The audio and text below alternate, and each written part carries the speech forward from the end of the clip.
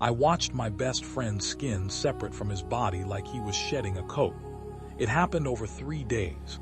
He didn't seem to notice. I need to tell someone this because it's been eating at me for 2 years now, and I can't keep it to myself anymore. I'm from a village in Cameroon, in the region near Lake Ossa. If you know anything about the area, you know the stories.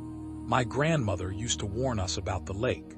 She said there was something in those waters that looked like a woman but wasn't. My best friend since childhood was named Kofi. We did everything together, fished, drank palm wine, played football. He was smart, funny, the kind of guy everyone liked. In 2022, during the dry season, he told me he was going to the lake to collect water plants to sell at the market. His mother wanted him to earn money for his sister's school fees. I told him I'd go with him. We went to the part of the lake everyone knew was calm and safe, or at least that's what we thought.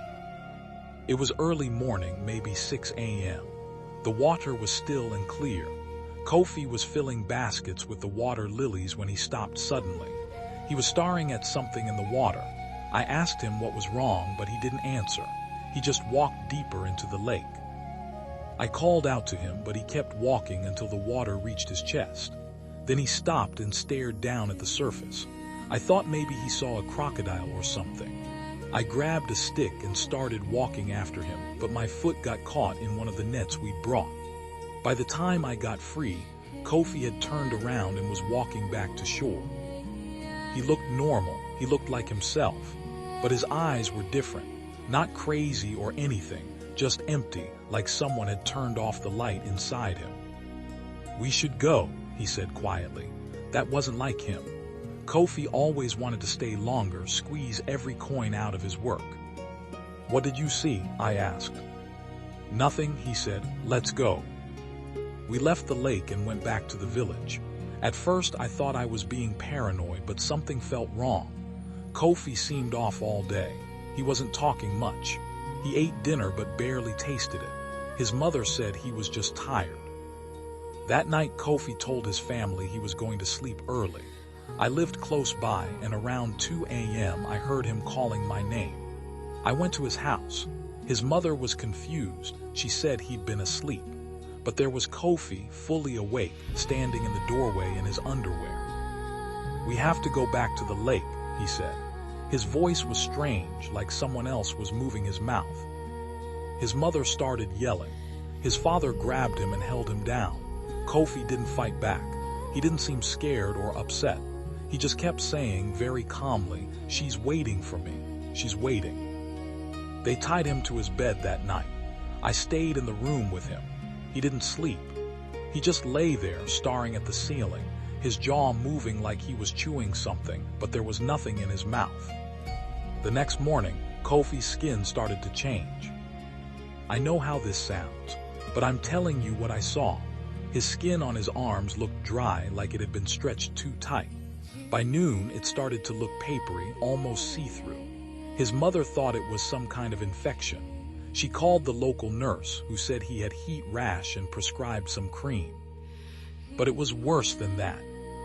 By the second day, his skin began to peel, not like a regular sunburn. It was coming off in long strips like he was really shedding. The strange part, the part I still can't explain, was that underneath, his skin looked the same. New skin that looked identical to what was peeling off. He didn't bleed. He didn't scream. He just lay there, calm and empty-eyed, while his skin came off in sheets. His family called the traditional healer. The old man came and looked at Kofi for a long time without saying anything. Then he left. He just walked out of the house. When Kofi's father asked him what it was, he wouldn't answer. He told them to take Kofi to the city hospital and never come back to the lake. But Kofi wouldn't go. He refused to leave his house. He just kept saying he needed to go back to the water. His parents couldn't make him. They were scared to force him now. By the third night, most of his skin had come off, and there was nothing underneath but more skin, like it went on forever. On the fourth day, Kofi got up and walked out of his house. His family tried to stop him, but his father said later that Kofi was too strong, stronger than he should have been. Kofi walked directly to the lake. We found him sitting in the shallow water at sunset. He wasn't moving. When we got close, we saw why.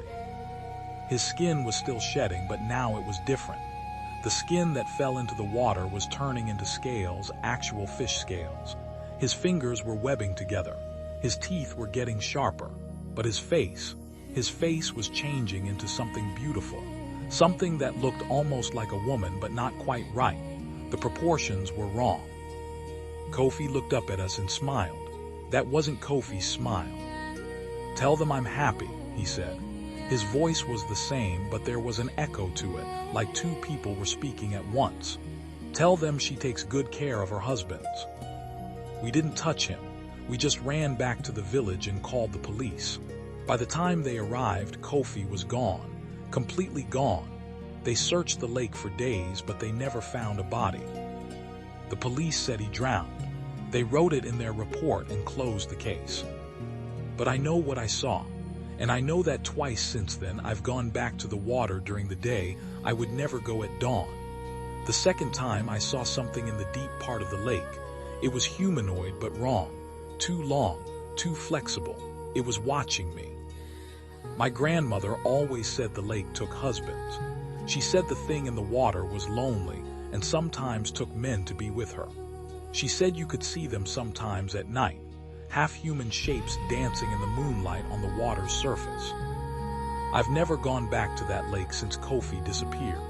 I moved to the city, but sometimes I have dreams where I'm standing at the edge of the water and something is calling my name in Kofi's voice.